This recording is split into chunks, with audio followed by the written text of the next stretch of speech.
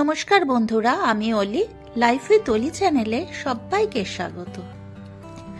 আমার আজকের রেসিপি পালং শাক পোস্ত।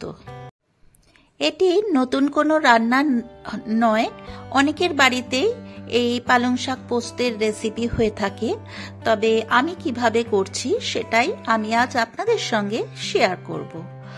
এর আগে আমি পালং শাক চচ্চড়ি, পালং শাক ঘন্ট, পালং পনির, বিভিন্ন ধরনের পালং শাকের রেসিপি আপনাদের সঙ্গে শেয়ার করেছি। তো আমি আজকে পালং শাকের রেসিপি আপনাদের সঙ্গে পালং শাক পোস্তের রেসিপি শেয়ার করছি। তো পোস্ত কিভাবে করব সেটাই আমি আজ আপনাদের সঙ্গে শেয়ার করছি। এই যে দেখুন, পালং শাক এনে রেখেছি, এটাকে খুব ভালো করে কেটে ধুয়ে জল ঝরিয়ে রেখেছি। এইরকম ছোট ছোট করে কুটেছি পালং শাকটা। তো এখানে একটা মিডিয়াম সাইজের পেঁয়াজ কুচি করে রেখেছি, দুটো শুকনো লঙ্কা আর 2 টিস্পুন গোটা পোস্ত রেখেছি। পোস্তটা কিন্তু আমি বাটবো না, গোটা পোস্তই আমি দেব। আর এখানে রেখেছি কয়েকটা বড়ি। তো কড়াই আমি বসিয়ে দিলাম। তো কড়াইতে সাদা তেল দিয়ে দিলাম 2 টিস্পুন। তো তেলটা গরম হলেই আমি ওতে বড়িটা অ্যাড করে দিচ্ছি। ছোট ছোট বড়ি দিলাম। ছোট ছোট বড়ি দিয়েই আমি এই পালং শাকটা করব।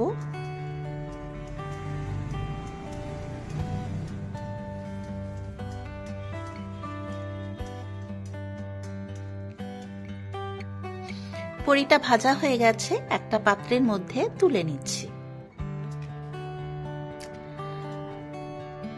তো তেল নেই কড়াইতে, তো আমি আবারও 1 টিস্পুন মতন তেল অ্যাড করে দিলাম। আর ওতে শুকনো লঙ্কা দুটো ফোড়নে দিয়ে দিলাম। আর দিয়ে দিলাম কুচি করে কেটে রাখা পেঁয়াজ। পেঁয়াজটাকে একটু গোল্ডেন ব্রাউন করে আমি ফ্রাই করে নেব মিনিট 3-4 সময় ধরে।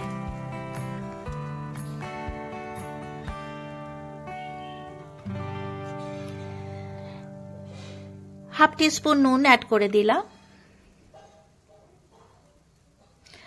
আর 1 টিস্পুন হলদি পাউডারও অ্যাড করে দিলাম। দিয়ে আবারও পেঁয়াজটাকে ভালো করে ফ্রাই করে নিচ্ছি।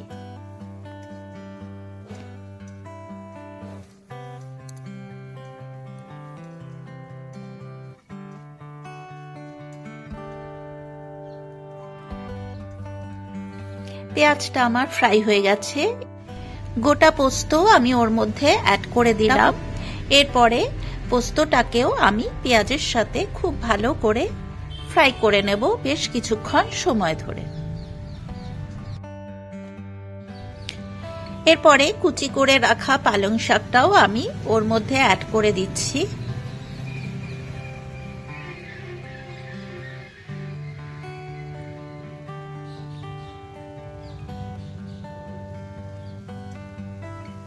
পালং শাকটা পেঁয়াজ আর পোস্তর সাথে খুব ভালো করে মিনিট 6-7 সময় ধরে একটু নাড়াচাড়া করে নেব।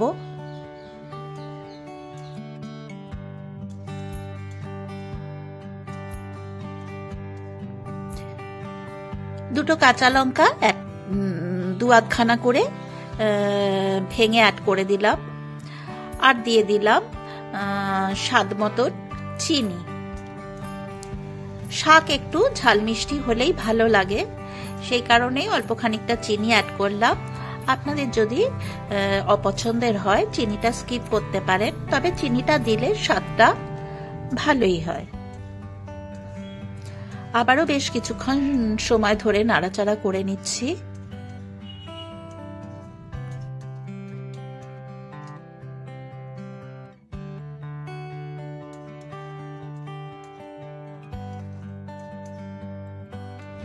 শাকটা আমার ভাজা হয়ে গেছে। এরপরে আমি ভেজে রাখা বড়ি গুঁড়ো গুঁড়ো করে ওর মধ্যে অ্যাড করে দিচ্ছি। কয়েকটা গোটা দিলাম আর কয়েকটা ভেঙে টুকরো টুকরো করে দিয়ে দিলাম। এতে কিন্তু শাকের টেস্টটা দুর্দান্ত হয় বলে আমার মনে হয়। আপনারা যদি এইভাবে না করে থাকেন, একবার অবশ্যই এইভাবে করে দেখতে পারেন। আশা করি আপনাদের ভালোই লাগবে। আর এটি কিন্তু গরম ভাতের সঙ্গে খেতে দুর্দান্ত লাগে। লাঞ্চে প্রথম পাতে গরম ভাতের সাথে যদি আপনারা এরকম পালং শাক পোস্ত খান, তাহলে আশা করি আপনাদের ভালোই লাগবে। তো আমার পালং শাক পোস্ত অলমোস্ট রেডি হয়ে গেছে। তো আমি একটা পাত্রের মধ্যে এটাকে সার্ভ করার জন্য তুলে নিচ্ছি।